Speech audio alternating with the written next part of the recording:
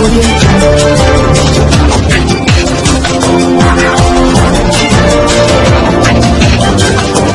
भारत, केवल खबरें और कुछ नहीं। नमस्कार, मैं हूं अंजलि। आरपी भारत में आपका स्वागत करती हूं। आइए नजर डालते हैं आज की किसी खास खबर पर। कोरोना संक्रमण के कारण दूसरे राज्यों से वापस लौटे श्रमिकों को रोजगार नहीं मिल रहा है, इसलिए युवकों के बाद अब युवतियां भी रोजगार के लिए दूसरे राज्य जा रही हैं।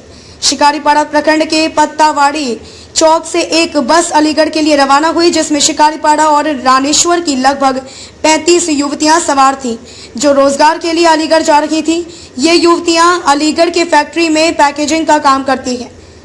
इस काम के बदले इन युवतियों को 10,000 रुपया प्रति माह दिया जाता है। लॉकडाउन के दौरान ये युवतियां वापस अपने घर लौट आई थी। लॉकडाउन के दौरान इन युवतियों को 5 माह में कोई रोजगार नहीं मिला और न ही कोई सहायता मिली। विवश होकर कंपनी द्वारा पुनः बुलाए जाने के बाद रोजगार के लिए दूसरे राज्य जाने के लिए विवश हो गई। जब इस संबंध में दुमका की उपायुक्त राजेश्वरी बी से पूछा गया तो उन्होंने कहा कि लेबर जाने की मुझे कोई जानकारी नहीं है।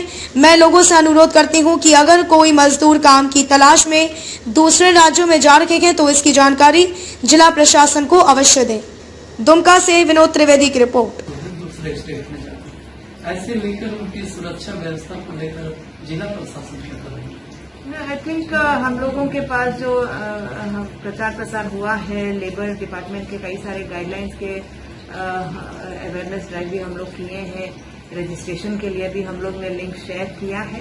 तो मेरा यही अनुरोध रहेगा सभी से कि जो भी जा रहे हैं वो सूचना हमको जरूर दे, ताकि हम लोग रेगुलरली उनके साथ संपर्क में रह सके और लेबर डिपार्टमेंट के जितने भी रूल्स और लॉज है उसी के तहत वो लोग से काम किया जाए, इसको इंश्योर किया जा सकता है। और